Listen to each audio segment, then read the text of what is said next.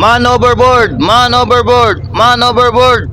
Alright mga koys, naatay man overboard karong adlaw mga koys no.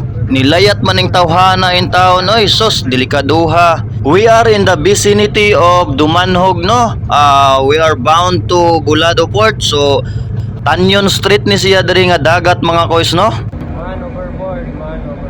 So mauna ni ang pag-rescue mga koys no sa atong mga crew mga koys. Alright? At this time mga koys, ako'y gatimon ani mga koys. Alright? Maong wala ko ka video gyud sad. Kay we are in a serious accident mga koys no. So mao ni siya ang mga nahitabo karong adlaw mga koys no. Unexpected kaayo ni nga panghitabo mga koys no. Kay usa ka pasahero nato nga milayat. Alright? Ang mosunod nga video mga koys no mao ni ang pag-rescue sa ato ang man overboard na pasahero mga koys no. Right?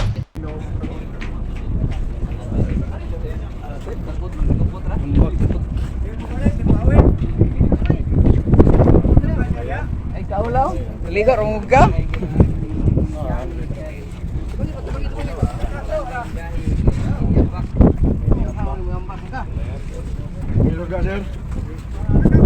Kuyawang tawhana, maayo gani kamao siya mulangoy og buntag ang panghitabo karong adlaw mga koys, alright?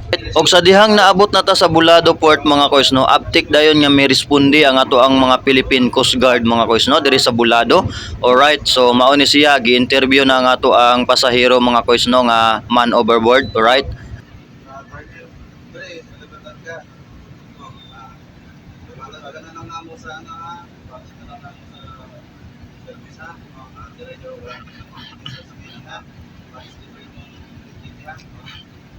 Og kaning bahina mga koys no, ang pasahero gikuyogan na sa atong mga Philippine Coast Guard. Baingon dito sa port mga koys no kay para mahatod na ni siya ngadto sa iyahang balay mga koys no.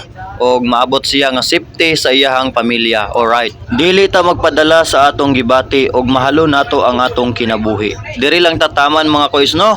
Okay, daghan kayong salamat.